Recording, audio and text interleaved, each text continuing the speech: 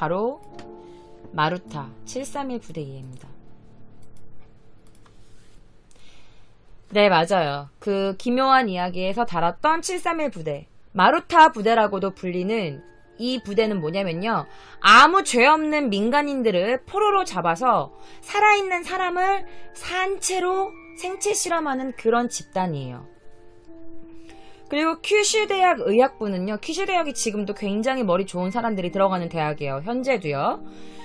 큐슈대학 의학부는요, 사형이 선고될 포로 8명을 서부 군사령부로 인수해요. 그런데 이동댕 수용지가 병원인 거야. 사형이 선고될 포로 8명이 갔는데 병원이야. 그래서 이 포로들이 뭐라 그러냐면 이 사령의 공포로부터 벗어나서 안도했대. 그러면서 웃는 얼굴로 의사들한테 이렇게 말했대. Thank you. 자기네가 이렇게 생체 실험을 당할 줄 몰랐던 거지.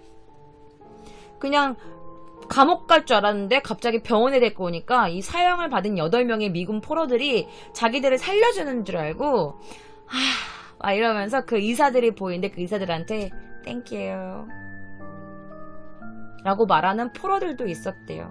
자기네가 겪어야 될 그 고통은 몰랐었겠지.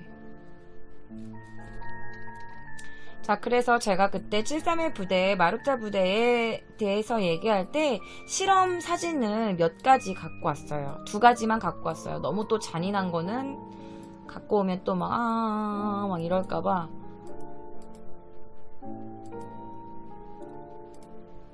그 당시에 실제 실험했던 실험 사진이에요. 나 또 실제 아니면 안 갖고 오는 거 알아? 몰라. 이 마루타 부대가 저질렀었던 실제 그런 실험 사진입니다.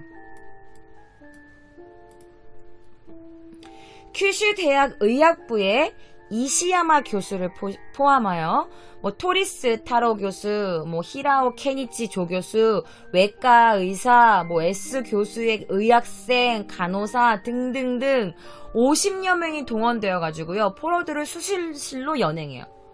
수술실로 연행하는데 가서 뭘 하냐? 잔인한 거 못 듣는 분은 귀마거. 산채로 간이랑 심장 등 기관을 그냥 빼서 없애요. 산채로요. 그리고 혈액 대용으로 바닷물 주사가 가능한지 이런 실험을 해요. 그리고 정말 밖에 정말 너무 추운데 거기 밖에다가 계속 손에다가 물을 계속 부어. 영하 막 몇십 도 되는 그런 데서. 그리고 그 손이 막 이렇게 다 얼잖아. 얼음이 막 이렇게 있으면 그걸 망치로 또 깨. 그런 다음에 또 물을 부어. 차가운 물을. 동상에 걸리게 하는 거야. 그런 다음에 와서 뜨거운 물에 이게 동상이 걸린 상태면 손이 띵띵 붓거든요.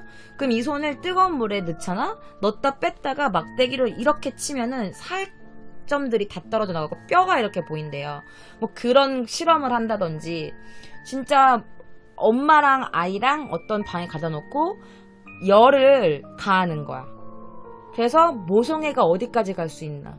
과연 이 엄마가 자기 아이를 끝까지 이렇게 들고 바닥에 막 뜨거워 죽어. 막 살이 막 살갗이 막 타서 없어지고 막 뼈가 짓물르고 이러는데 아이를 어떻게 하나. 그런데 이제 아이를 밟고 자기가 살려고 아이를 이렇게 밟고 올라서는 엄마가 있고, 아기를 또 살려는 엄마가 있고, 굉장히 그리고 어떤 병균 있지. 병균 같은 거를 막 주사 주입해서 얼마나 살면 이게 어떤 증상이 오며 이런 것도 실험하고, 폭탄을 막 다 저기 설치해놓고 사람을 막 세워놓는 거야. 폭탄을 터뜨리면 어디부터 터지는지, 사람이 어느 정도의 고통 속에서까지 살 수 있는지. 그러니까 정말 입으로 담을 수 없는 그런 실험들을 되게 많이 해. 고양이 실험도 해. 쥐들이 바글바글한데 거기다가 고양이 한 마리를 던지는 거야. 고양이가 쥐들을 몇 명이나 죽일 수 있을까? 과연 고양이가 살 수 있을까? 나중에는 쥐들이 고양이를 다 뜯어먹어.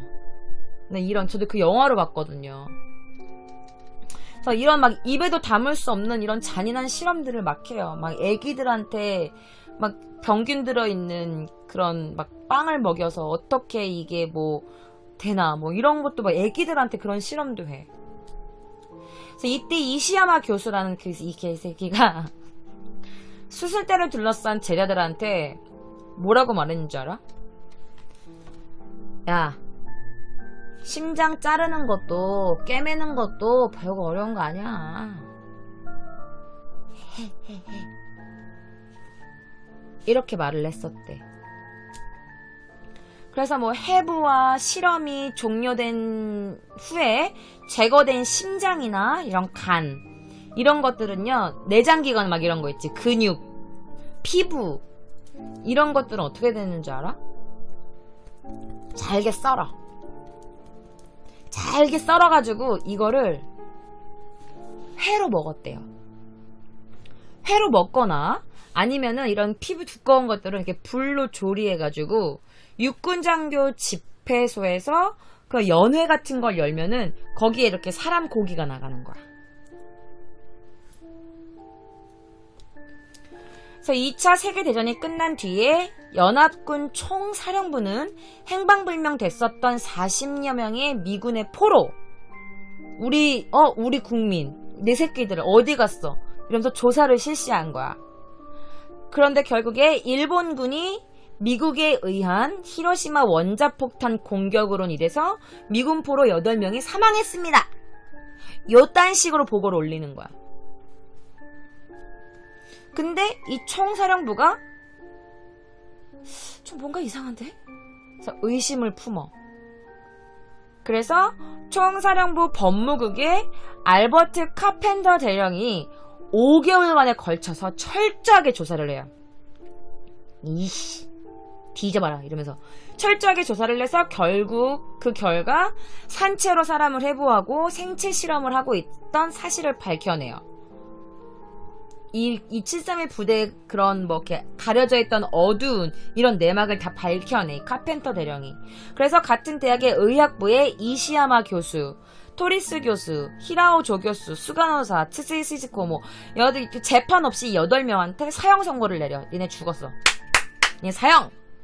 했는데 서부 군사령이랑 요코하마의 이사무 중장 그리고 인육을 먹은 호리우치 키요신 소장 등의 29명을 기소를 했는데 1946년 7월 이시야마 교수가 후쿠오카 토텐조의 형무소에서 이렇게 말했대. 이시야마가 그 개새끼가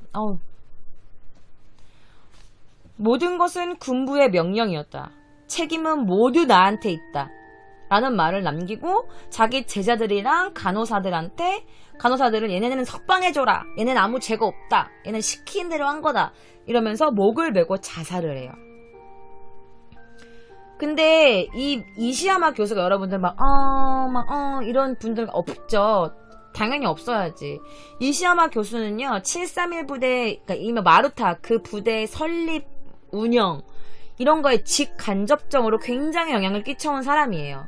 그래서 이 사람이 731 부대의 의사들로부터 생체 실험 결과를 계속 지속적으로 받았던 사람이란 말이야. 그러니까 대가리였던 거야. 그러니까 이 새끼는 자살을 하게 하면 안 돼. 더 괴롭게 차라리 죽여달라고 할 만큼 이 새끼가 다른 사람들한테 그런 생체 실험했던 거를 그대로 다 해야 돼.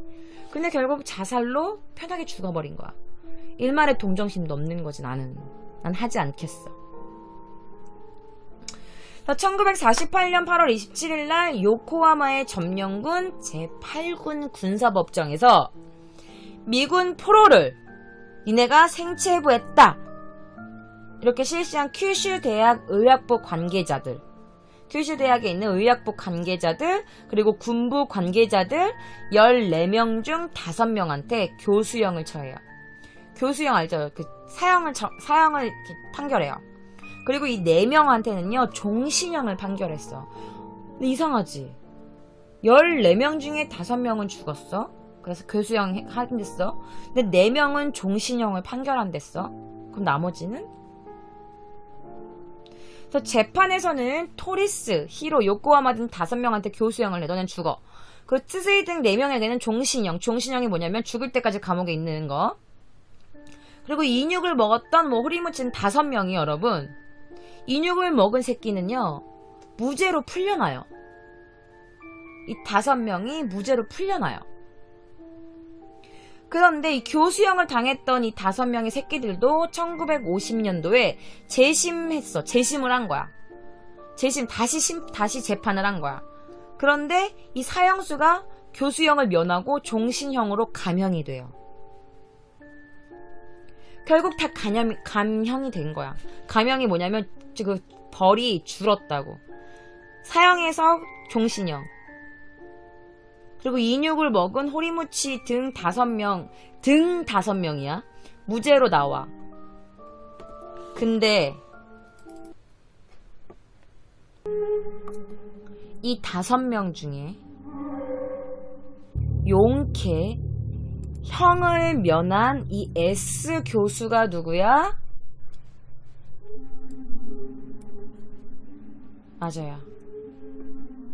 이 용케 형을 명했던 무죄 선고를 받았던 S 교수가 큐슈 의대에서 물러나요. 큐슈 의대에 있다가 교수로.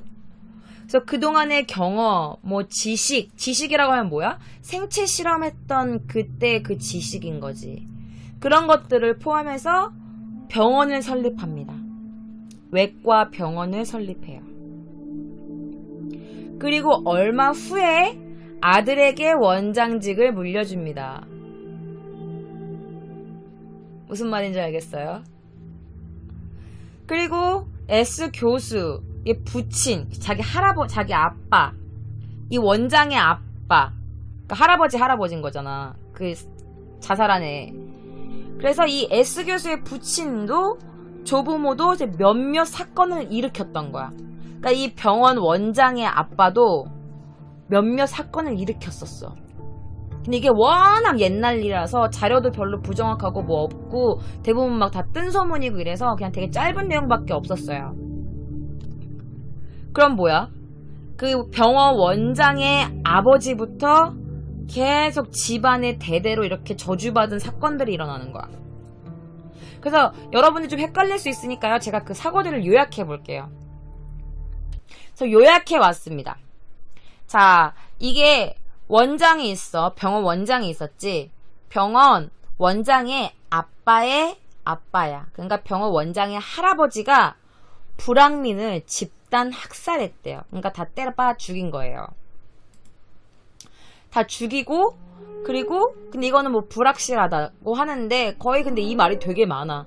이 S 원장의 할아버지가 불황민을 집단 학살했다 뭐 이런 얘기가 되게 많이 있었어요. 근데 자료가 조금 불분명해서 갖고 오진 않았어요. 그리고 1대가 이 원장의 할아버지야. 2대로 말할게요. 2대가 뭐냐면 이 원장의 친아빠.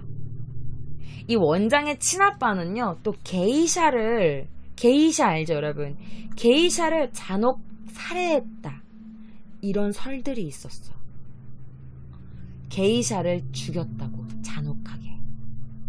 게이샤가 뭐냐면 그 왜 하얗게 분장하고 기모노 입고 약간 여기 입술 빨간색 바르고 약간 그런 거를 게이샤라고 해요.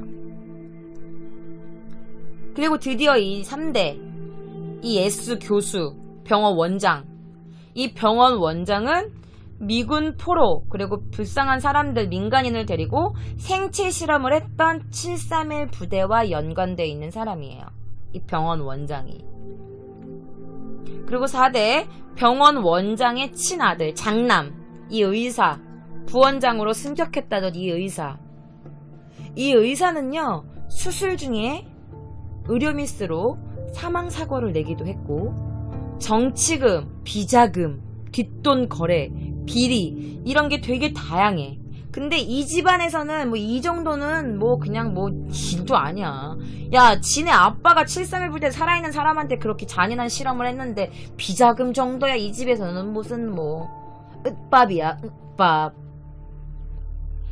근데 이 아들이 이 장남, 이 병원 의사 아들의 친아들, 초등학생 아들이 유아인 여동생을 베란다로 던져서 죽여버려요.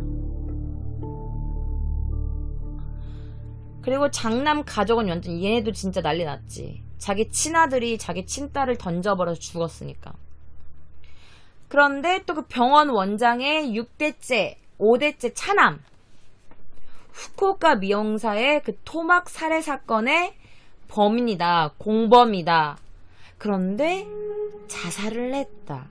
근데 그 자살 사망 진단서에 이 병원 원장 이름이 들어간 거야. 그래서 확실히 자살했는지 죽었는지 살았는지 아직 몰라.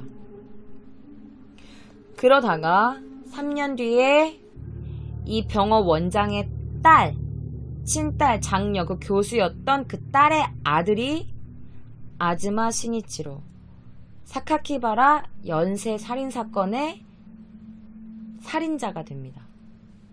그러니까 대대로 계속 저주받는 거야. 할아버지는 집단 학살했지. 그 다음에 그 원장 아빠는 게이샤를 잔혹 학살했지. 이 병원 원장은 마루타 부대 출신이 그 생체 실험했던 개새끼지. 그리고 그 원장의 아들은 정치 비자금, 뭐 의료사고 뿐만 아니라 자기 손주가 자기 손녀를 베란다 밖으로 던져서 죽여버리지. 거기다가 자기 친아들, 둘째 아들은 자살하지. 뭐 토막살인 사건에 막 공범이지. 거기다가 그나마 말짱했던 장녀가 있는데 장녀의 또 아들이 또 그렇게 살인자야. 애들을 죽이고 다니지. 막 뭐 토막 자르고 막 이러지. 그러니까 이 집안이 대대로 다 이렇게 저주받은 집안인 거야. 그러니까 다 그렇게 저주받은 집안인 거지. 대대로 다. 그래서 나 너무 놀랬던 게, 난 이렇게 연결될 줄 몰랐어. 제가 기묘한 이야기에서 731 부대도 했었고요. 그리고 이제 아까 못 보신 분들을 위해서 사진을 한번 더 보여드릴게요. 얘가 그 장녀, 그 교수인 장녀의 딸의 아들이야. 얘가 근데 그 유아 2명을 죽였어. 한 명은 토막내서 목을 잘라 죽였어. 근데 그 자살한 줄 알았던 차남이 얘 공범일 수도 있다. 아직 살아있어서. 이런 설도 되게 많았지. 근데 내가 준비했던 게 마루타 부대도 내가 했었지. 얘 얘기도 내가 했었지. 그래서 막 기묘한 찾다 보니까 저주받은 그런 가문이 있는 거야. 봤더니 제가 준비했었던 기묘한 이야기가 다 조금씩 다 연결되어 있던 거예요. 그래가지고 내가 어머나 세상에. 어머나 세상에. 이런 우연이. 그래서 오늘 기묘한 이야기 콘텐츠로 제가 가지고 온 거였던 거예요. 자, 이 저주받은 가문, 저주받은 피의 되물림. 우리도 모르게 어떤 실수를 하고 있을지도 몰라. 우리도 모르게 어떤 사람의 미움을 받고 있을지 모르고, 우리도 모르게 다른 사람들의 증오의 주인공이 될 수도 있어. 사람의 원한이라는 게요, 참 무서워요. 진짜 이 사람 정말 죽었으면 좋겠다, 죽었으면 좋겠다, 죽었으면 좋겠다, 이렇게 생각하면 정말 그 사람한테 안 좋은 일이 생길 수도 있다. 그런데 그게 내가 하면은 괜찮은데, 나도 모르는 어딘가에서 어떤 사람이 죽어라, 죽어라, 죽어라, 나를 그렇게 원망하고 있을지도 몰라요. 여러분, 착하게 삽시다. 그럼 오늘 제가 준비한 도쿄 K장의 기묘한 이야기는 여기서 끝입니다.